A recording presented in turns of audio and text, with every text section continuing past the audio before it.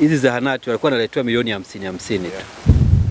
Kwa hiyo hapa kupata milioni 200 na kitu na 60, yani kwa kweli ni hatua kubwa sana, tujipige makofi. Lakini pamoja na hizo milioni 50 atakuwa shahidi wangu. Kwa wao najua walijenga mpaka nyumba Sasa mimi nilikuwa na ushauri wa kitu kimoja kwamba sisi hapa bahati nzuri huku kwa sababu ni mkandarasi hatugusi chochote kile. Labda mheshimiwa mwenyekiti ungejaribu kuorganize angalau tukaleta maji hapa yatakuwa ya kudumu. Sababu bahati nzuri tuna maji yanatoka hapa. Nafikiri ni issue tu ya kutepu. Sasa kama maji yatakuwa yatoki mimi nibaki mimi na Ruwasa tuanze kukamatana. Kwa mimi niwaombe tu kama mheshimiwa mwenyekiti mkikaa vizuri hapa ni wakulima wa tumbaku. Nafikiri hawezi kawa gharama kubwa sana kutoa maji hapa kuleta hapa. Pata fedha ni jambo jingine. Lakini usimamizi nao ni kitu kingine ambacho ndo cha muhimu kabisa. Tunaweza tusitendee haki hizi fedha za serikali ya Mama Samia Suluhu Hassan. Ametuona wana Matwiga kupitia diwani, kupitia sisi viongozi mlio tutanguliza mbele huko, zimekuja hapa. Mkandarasi, simama wima hivyo hivyo ulivyosimama, hakikisha jengo hili linakamilika tena kwa kiwango. Vinginevyo utakuwa umeichafua Matwiga, utakuwa umeichafua Chunya. Hatuna tabia ya uchafu kwenye miradi wilaya ya Chunya.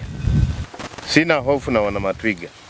Naomba mtoe ushirikiano huo na sisi kama kamati chini ya mwenyekiti wetu wa halmashauri, chini ya waheshimiwa madiwani, ndugu yangu Chungwa, naamini hakuna kitakachoharibika. Pengine muibe simenti na nondo hizo, sababu ndio hatuchelewi kuiba hivyo. Ni vyepesi kuvuta na kupeleka vichakani huko.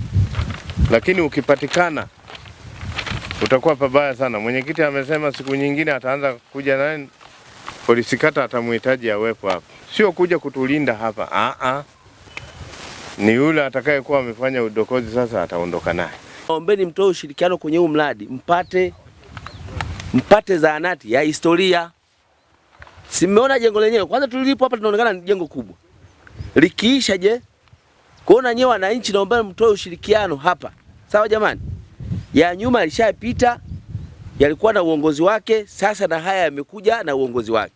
Na mimi nitafunga safari zangu za chini chini kuja kuutembelea huu mradi. Kwa msilegee na wewe engineer sasa. Tushirikiane kusimamia mradi ili uende haraka na watu Matwiga kufika mwezi wa 6 wa 7 tarehe 21 jengo lao limekamilika. Nadhani hata huduma hizo mlizosema hivyo vifaa tiba vilivyokuja nadhani vitamia wapi?